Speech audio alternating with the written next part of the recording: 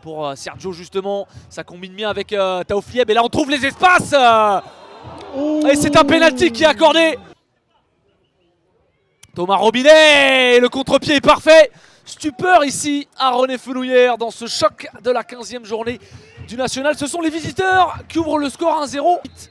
Ce coup franc, la patte gauche de Lobry, ce ballon qui est dans la surface, la parade magnifique. La pluie qui tombe ici sur ce stade René Fenouillère. Il y avait hors-jeu me semble-t-il. Il n'est pas signalé en tout cas, il y avait une énorme occasion.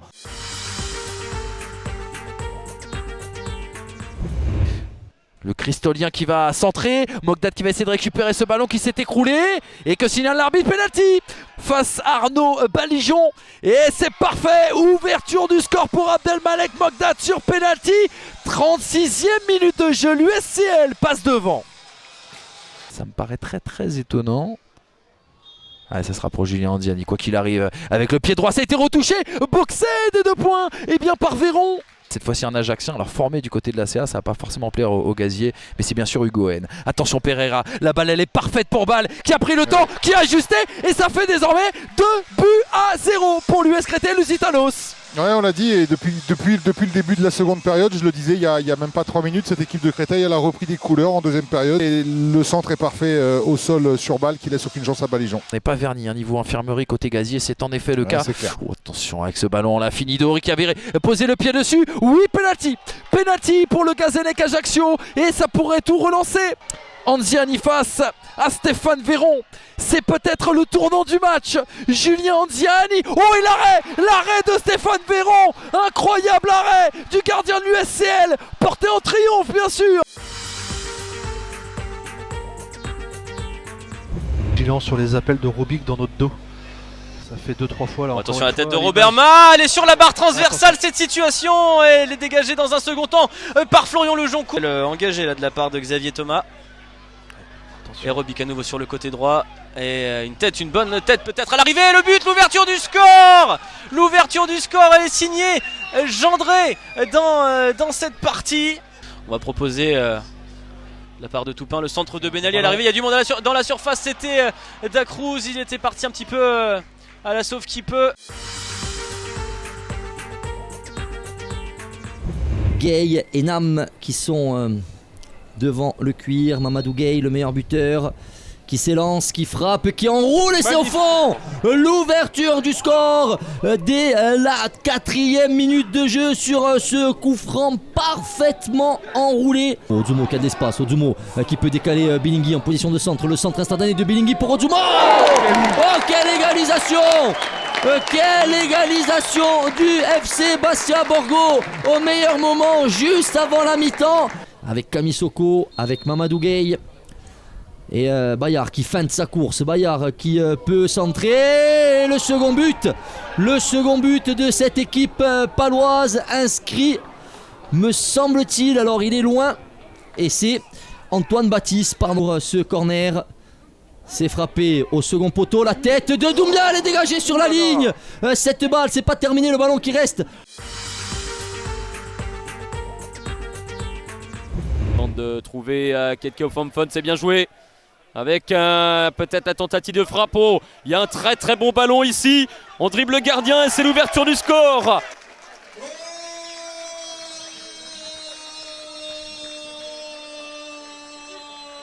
Avec Diallo dans la surface, ballon en retrait et le deuxième but Choletais. Après 32 minutes de jeu, encore une très belle combinaison.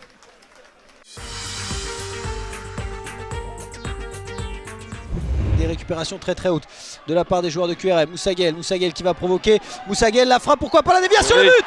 Et l'ouverture du score. L'ouverture du score d'Alexia Rojo. Super but Anderson. Super but d'Alexia Rojo. C'est un magnifique centre de Moussa Gueye. Bon, là, leur salut sera sur les coups de pied arrêtés.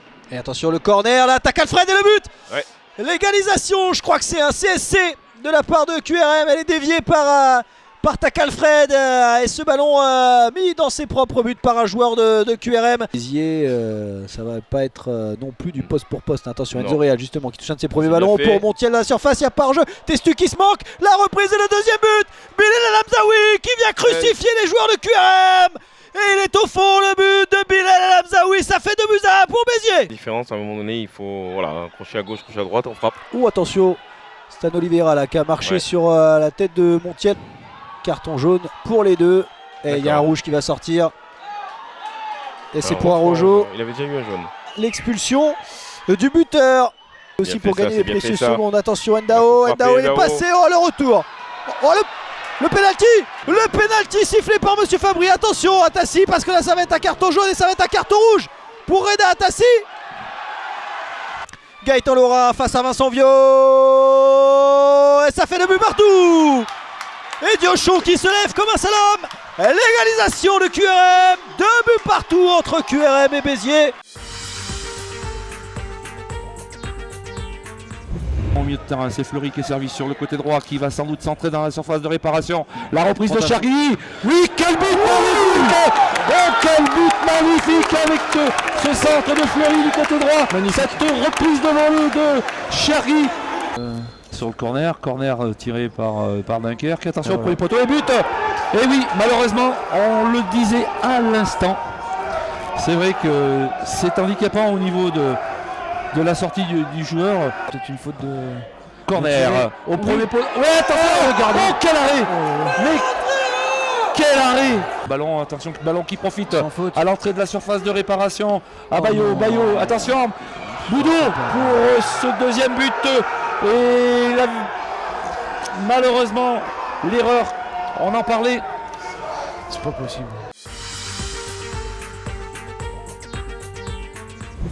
Il y a un 3 contre 3 là à jouer avec Steve Chamal dans la surface de réparation. Un centre rapide et Paul Arnaud Garita dans la surface, dans les 6 mètres.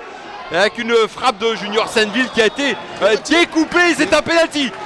Allez, c'est parti. Paul Arnaud Garita qui s'élance et qui met ce ballon dans le petit filet et qui ouvre le score ici à Boulogne-sur-Mer. Boulogne qui mène 1-0 à la fin de ce premier quart d'heure.